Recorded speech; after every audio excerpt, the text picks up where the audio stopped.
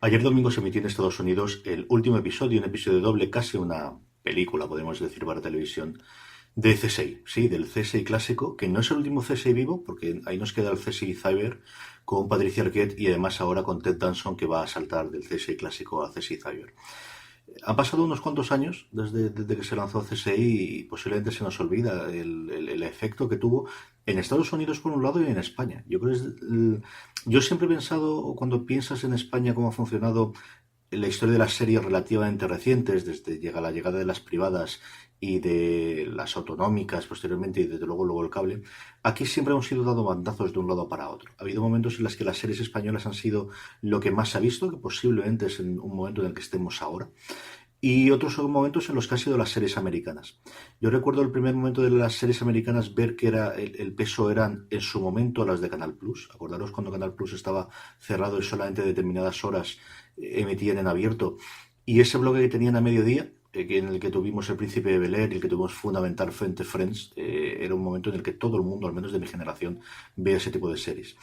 Por otro lado, hubo pues dos o tres momentos en los que lo que más se ha visto son series españolas y tenemos, remontándonos a cuando yo recuerdo siendo más pequeño, Farmacia de Guardia, que fue un fenómeno del cual posiblemente nos hemos olvidado,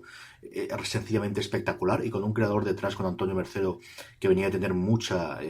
prestigio previo, labrado en el mundo de la televisión y con ese corto que fue La Cabina. Y posteriormente, desde luego, médico de guardia, médico de familia, perdóname, es el que revolucionó absolutamente todo a nivel español. Pero después de médico de familia vino el gran desembarco previo al que ahora tenemos ya más desagregado de Juego de Tronos posiblemente, que fue el de CSI. Fue el de CSI, fue el de House, fue en otro nivel distinto de Perdidos, pero CSI y House eran las dos series que al menos durante las dos primeras temporadas todo el mundo veía, todo el mundo comentaba, ¿no? Algo reticente, pues si nos remontamos muchísimo más tiempo atrás de lo que fue Twin Peaks o de lo que fue incluso V en su momento, ¿no? Pero yo recuerdo CSI y House, como os digo, las dos primeras, desde luego que le dio una identidad a sus cadenas. CSI es la que colocó a Telecinco en batir récords de audiencia y en ser un lugar donde se veían series, igual que House lo hizo para cuatro, si no recuerdo mal. Ahí ya veía muchas más cosas por internet y desconectaba más de las series en España. Pero desde luego fue lo que las colocó en el mapa y lo que les permitió tener una salida. Una serie que sobrevivió a cambios en protagonistas, que sobrevivió al pesado, del pasado del tiempo, que sobrevivió a que Grissom se fuese, que era una cosa que a mí me parecía totalmente imposible. Trayendo a un Lawrence Facebook que originalmente no funcionó especialmente bien y un Ted Danson que sí ha sobrevivido y que ha funcionado bien estas últimas temporadas. Una serie que seguía haciendo, no nos olvidemos, 22, 23 episodios por temporadas, uno detrás de otro. Una serie que hizo, como os digo, tres spin-offs, que ha sobrevivido a dos de ellos, que sobrevivió al CSI Miami con ese Horatio que tanto le gustaba a mi padre, que se quitaba y se ponía las gafas como nadie lo ha hecho en las series de televisión. A lo mejor alguien de esos Sofanarqui, ¿no?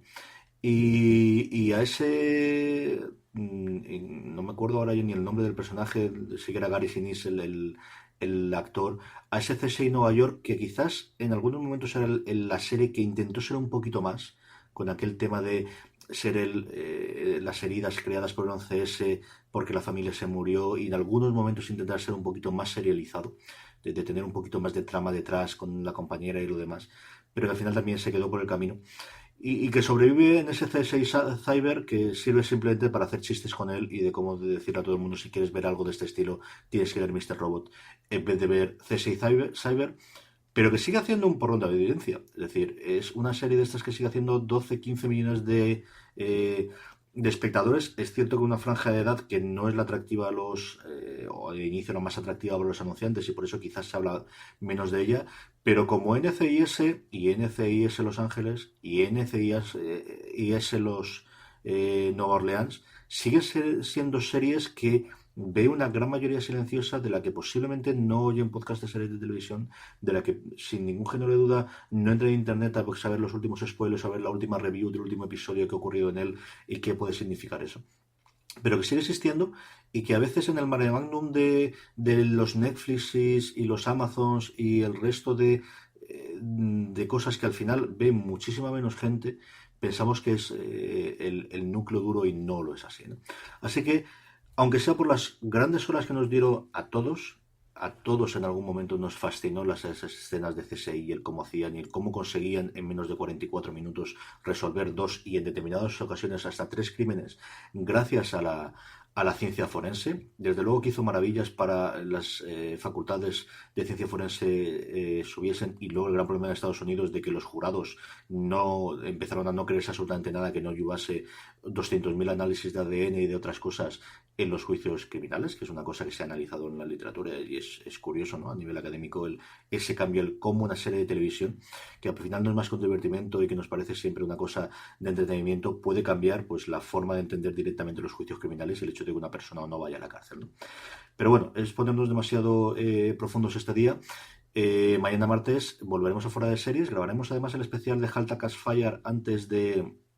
para FDS Review, así que si tenéis cualquier comentario para hablar o cualquier cosa que queréis que comentarnos de Halt a Catch Fire, mandándola a info@fueradeseries.com e intentaremos leerla en el review. Un abrazo muy fuerte y recordad, tened mucho cuidado ahí fuera.